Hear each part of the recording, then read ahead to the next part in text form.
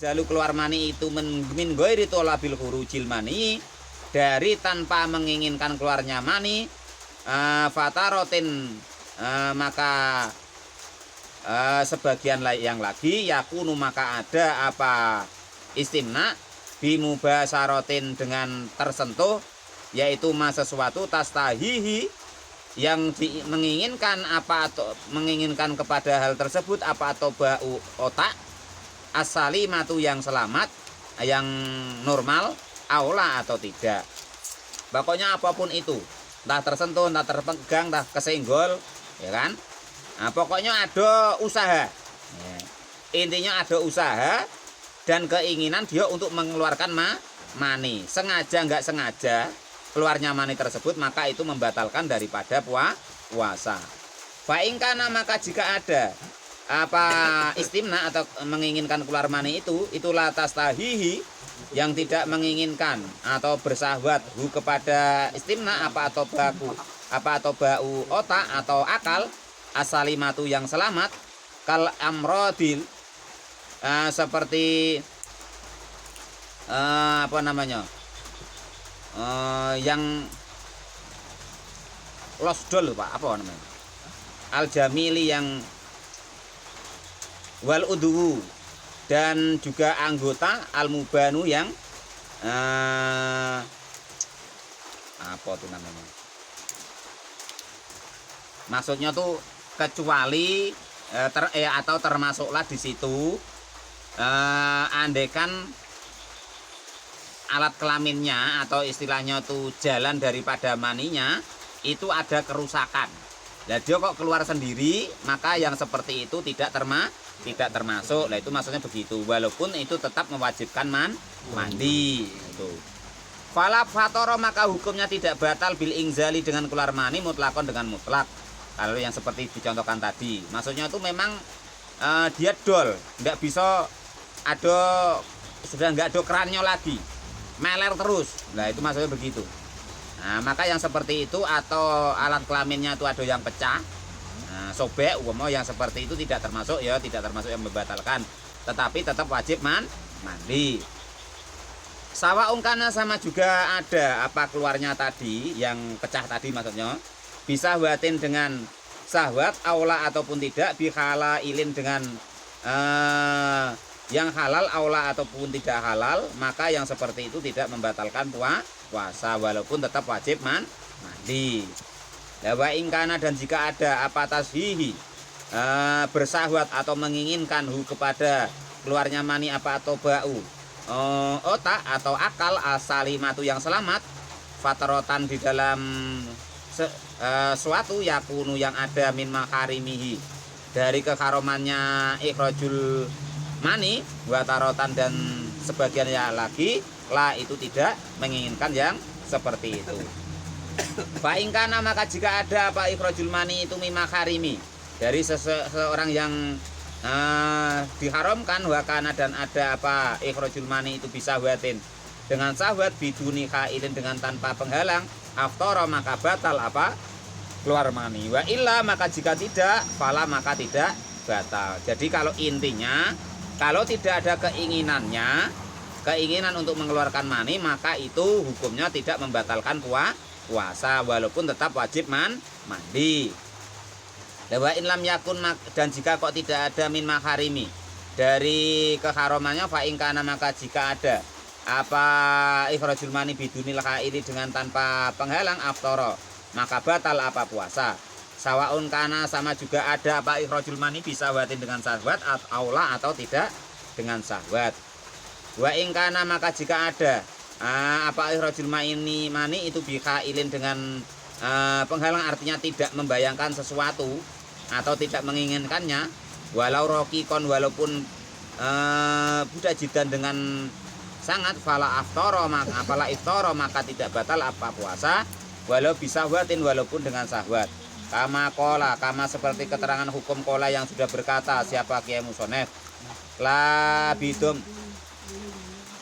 bidomi bihailin, tidak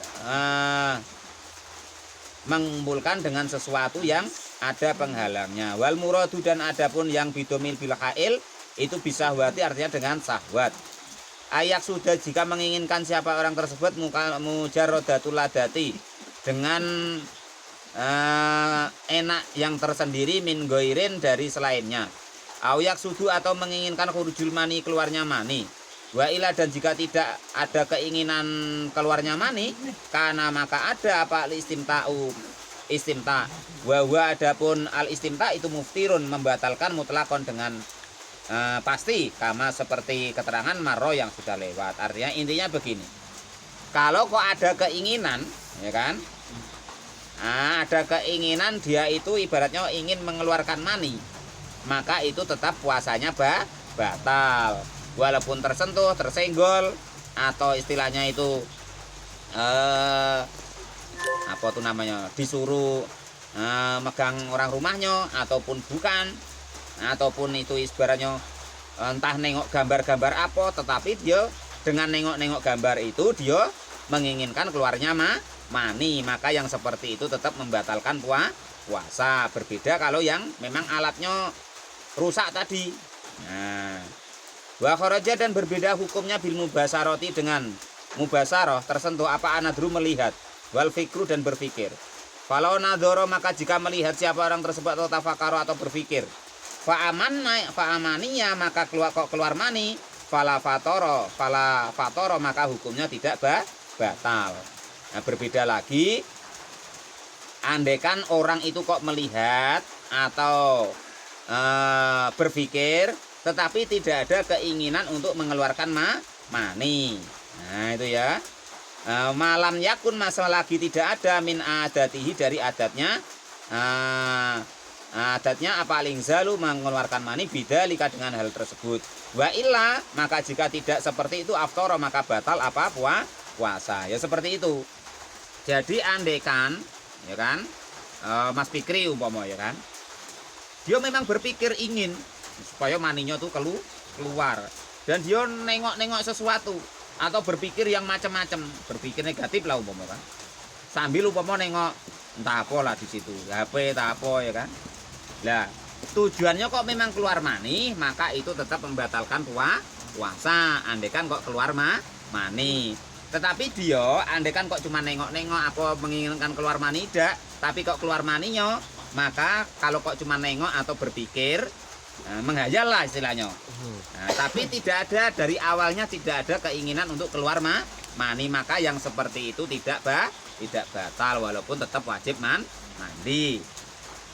Walau akhasa dan jika merasakan siapa orang tersebut bil ingqalil mani dengan perpindahannya mani, wa tahi atihi dan tingkah atau pokoknya rasanya lil huruji untuk keluar bisa babi nadri dengan sebab melihat fasdadamahu maka kok terus melanggengkan, artinya itu wah yo enak terus lah umpama begitu kata yang zala sehingga keluar apa mani aftara maka batal apa mani kotan dengan pasti lah. Andaikan ini ya kan asalnya tadi tidak ada keinginan untuk keluar mani, lah terus entah macam mana, mungkin ndak kegiatan baca Quran yo mau, wiridan yo ndak mau, sholat yang katanya 200 rakaat tadi yo mau ndak mau ya kan. Lah kok malah main HP nengok sesuatu, lah kok terasa ya kan, terasa mani itu akan keluar, lah kok dia nikmati. Nah ya kan asalnya kan ada niat tadi, tetapi dia nikmati terus yang akhirnya keluar mani, maka yang seperti itu tetap membatalkan puasa. Itu maksudnya begitu. Kecuali malam hari ya. Nah, lah ini baru Bang, tenang wae baru aduh ya.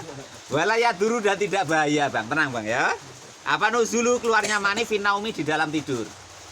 Jadi kalau pas mimpi itu kok keluar mani tidak batal puasanya, tetapi tetap wajib mandi. Jangan keliru loh. Nanti pernah saya itu, wah kata Pak Muin tuh kalau kok mimpi itu tidak wajib mandi. Loh. Nah itu hukum dari mana? Kalau puasa itu maksudnya itu puasanya tidak batal. Andaikan dia mimpi. Ya, tetapi tetap wajib mandi wajib. Nah kan gitu, jangan sampai salah hukum. Kalau ndak tahu tuh sudah diem wae, ndak usah nerangkan. Ndak tahu nerangkan wala serepot. Lalu alif rahimahullah wa nafa'ani bi ulumi fitarani amin ya rabbal alamin. Ada pula pengajian di masjid atas sana ada yang nerangkan. Kata Pak Muin itu asal kalau keluar mani, lah itu ndak mandi terus asal sudah wudu terus hubungan suami istri, lah itu terus ndak wudu lagi ndak apa-apa. Loh macam mana maksudnya keluar mani itu memang tidak membatalkan wudu tetapi tetap wajib mandi. Itu loh maksudnya itu. Ndak kok hubungan suami istri terus ndak wajib wudu lagi loh, aneh-aneh. Kalau hubungan berarti kan nempel. Lo nempel berarti kan termasuk salah satu yang membatalkan wudhu itu tersentuh laki-laki dan perempuan yang bukan muhrim. Lah itu batalin daripada wudhu. Aneh-aneh wae nerangkan. Sudah pokoknya kalau tidak bisa nerangkan tuh sudah diem wae. Umpama ditanya sama kawan, "Macam mana kalau begini?" Wah, entah ya, lupa ayo kita tanya sama Pak Muin wae. Lah gitu wae enak. Daripada kalian nyimpulkan nerangkan malah keliru. Ngelek-ngeleki gurune. Ora malih rahimahullah wa nafa'ana bil mudarni amin ya rabbal alamin. Masalah hukum pula itu. Yang akhirnya gurunya dianggap ustadz gendeng. Akhirnya yang asalnya pengen ngaji jadi tidak mau. Ngapa? Dengar katanya gara-gara cerita itu katanya ustadznya ustadz gendeng. Pokoknya ngaji itu sama guru yang bener sampai digitukan sama orang. Qolal mu'alif rahimahullah wa nafa'ani bil mudarni amin ya rabbal. Lah iya, lalu kita tuh sudah menyampaikan berdasarkan fakta ilmiah kok Pak Lupi. Tapi dia salah menyampaikan. Nah, itu ya. Dan dia buat kesimpulan sendiri. Nah, itu. Ya. Lalu kita belajar tuh sudah berdasarkan hukum itu berdasarkan fakta ilmiah tulisannya ada menurut ulama begini. Betul. Kita cuman bacokan sama menerangkan kan cuman begitu. Mau masih tidak terima. Gara-gara itu salah nerangkan. Jadi kalau kok dia keluar maninya itu dalam keadaan tidur tidak batalin puasa tetapi wajib mandi. Lah kalau kok seperti itu baru andaikan dia pas mandi tidak terjadi yang andaikan kok keluar mani dalam keadaan tidak puasa loh ya. Nah, kok dia keluar mani andaikan dia pas mandi tidak terjadi yang batalin wudhu baru itu tidak wudhu tidak apa begitu loh. Kalau andaikan nak nerangkan itu, lah ini kok berhubungan suami istri tidak batal lo macam mana? Qolal mu'alif rahimahullah wa nafa'ani bil mudarni. Aneh-aneh wae. Lah sama dengan hukum labi-labi gitu sibuk. Namanya yang seperti itu tuh hukum taksis. Andaikan di Al-Quran, di hadis itu tidak ada, maka ulama itu boleh berpendapat. Lah sudah diteliti khusus labi-labi, itu dia bukan di dua alam. Maksudnya di dua alam itu, dia andaikan kok di darat, itu hidup cuman sebentar, tidak bisa berkembang biak. Yang disebut hidup, itu ya bisa hidup, makan, minum, berkembang biak. Dia kalau di darat tidak bisa seperti itu, maka tidak bisa dikatakan namanya hidup di dua alam itu begitu. Aneh-aneh wae nerangke. Nah, itu pun masih ada hukum taksis. Ya kan, walaupun itu sudah ijma'nya umpama atau adharnya yang banyak pendapatnya itu halal. Tetapi umpama di sini labi-labi itu orang anggap wah itu menjijikkan ini itu, padahal tidak mau. Ya di sini menjadi hukumnya haram, tapi khusus di sini loh begitu hukum itu. Qolal mu'alif rahimahullah wa nafa'ani bil mudarni amin ya rabbal alamin. Aneh-aneh wae. Ayo. Wa yahrumu dan hukumnya haram nahul lamsi sepadannya yaitu menyentuh kubelati seperti mencium. In harroka haram itu tadi Bang Is ya, ini didengerin. Kabeh wah kata Pak Muin ndak boleh nyium. Maksudnya ndak boleh, maksudnya haram tuh begini. Kita menyentuh istri ataupun bukan istrinya, ya kan, yang halal ya ataupun yang haram loh maksudnya, ataupun mencium istrinya ataupun bukan istrinya kalau sedang puasa, itu dia haram. In harroka jika kok membangkitkan atau bergerak-gerak apa sahwatnya orang tersebut. Andai kan Bang Is itu nyium istrinya kok akibatnya itu wah itu umpama lah itu baru hukumnya haram. Kenapa? Khaufal ingzali karena mentakut untuk nanti keluar mani mengkhawatirkan itu ya kan itu. Wa illa jika kok tidak seperti itu alah entahlah Pak wong umurnya sudah 50 Pak landak nyetrum lagi lah umpama. Ya kan itu. Lah jika kok tidak nyetrum lagi, fatarokahu maka meninggalkan mencium dalam keadaan puasa atau ngelus-ngelus itu aula lebih bagus. Ya kan, andai kan kok ndak setrumnya Pak Lupi, lah itu meninggalkan ngelus-ngelus, meninggalkan nyium itu lebih bagus. Nanti pera sudah ndak setrumnya terus, wah kata Pak Muin ndak popo, ndak haram kemarin, terus jelas terus wae. Kalau kita bisa ninggalin itu lebih baik maksudnya, ya itu. Wa min khususiyatihi dan dari termasuk kekhususannya baginda Nabi Agung Muhammad sallallahu alaihi wasallam itu jawazul kublati, diperbolehkannya mencium fisaumi di dalam puasa al mafrudi yang difardukan makuati sahwati walaupun beserta kekuatannya sahabatnya baginda Nabi li'anau karena baginda Nabi itu karena ada siapa baginda Nabi itu amlakan nasi paling menguasainya manusia liirbahu kepada apa itu namanya apa lo namanya kewibawaannya baginda Nabi. Kalian denger nengok, wah Nabi tapi di hadisnya ada Pak, hadisnya Sayyidah Aisyah itu beliau nyium Sayyidah Aisyah. Lah ini makanya untung kok diterangkan ini hukumnya itu sunnah Nabi yang khusus untuk Nabi. Jangan kalian kira terus ditiru, wah sunnah Nabi terus niru puasa-puasa nyium istrinya. Lain, baginda Nabi itu orang yang paling mampu untuk menjaga kewibawaannya, orang yang paling kuat. Dan jangan keliru, jangan salah, beliau itu seorang Nabi sama Allah itu dimaksum, dijaga oleh Allah dari perbuatan yang haram. Wah apa mbok tiru? Tik ikut Nabi, tik ikut Nabi, masya Allah. Iman kita tuh seberapa? Harus ingat. Wong niru gurune ra iso. Wong apa namanya? Hujan-hujan gurunya banget ngaji ya, muridnya masih tidak berangkat toh. Mek nuru gitu tidak bisa lah, apalagi kok niru Nabi. Aneh-aneh wae kalian itu. Qul ma'alif rahimahullah wa nafa'ana wa nafa'ani bil mufidarin amin ya rabbal alamin. Nah itu seperti itu. Jadi intinya kalau kok termasuk yang harus dijaga bagi orang yang berpuasa, pertama tadi jima, yang kedua yaitu menginginkan keluar mani, itu termasuk membatalin puasa, harus dijaga. Lah andai kan dalam keadaan tidur itu tidak batal puasanya walaupun tetap wajib mandi.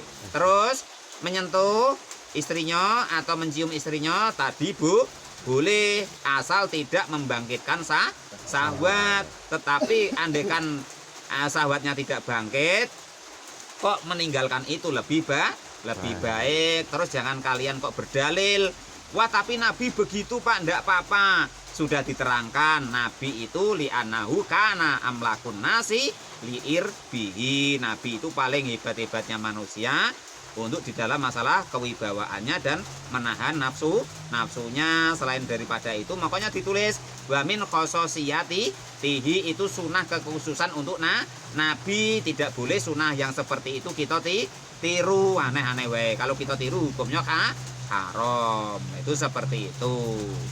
Selain daripada itu, Nabi itu adalah Nabi. Ngapa kok Pak ngomong kok Nabi adalah Nabi? Yo maksudnya dia itu maksum, dijaga oleh Allah Subhanahu wa taala dari salah dan dosa. Andaikan pun terjadi, itu sudah kehendak Allah dan dimaafkan oleh Allah Subhanahu wa taala. Jangan ditiru sunnah yang seperti itu. Sunnah khusus untuk baginda Nabi yang hukumnya andaikan kita kerjakan hukumnya haram. Sunnah Nabi itu banyak, tapi di kita nanti hukumnya berbeda.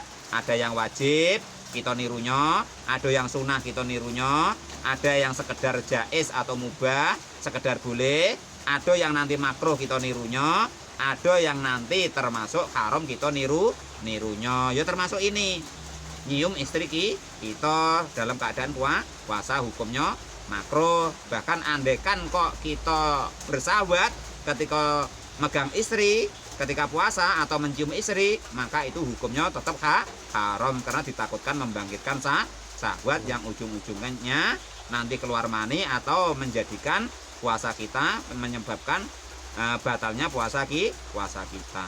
Wal istisqa'u wallahu alam bisawab. Alhamdulillahirabbil alamin. Amin. Astagfirullah. Khawatir.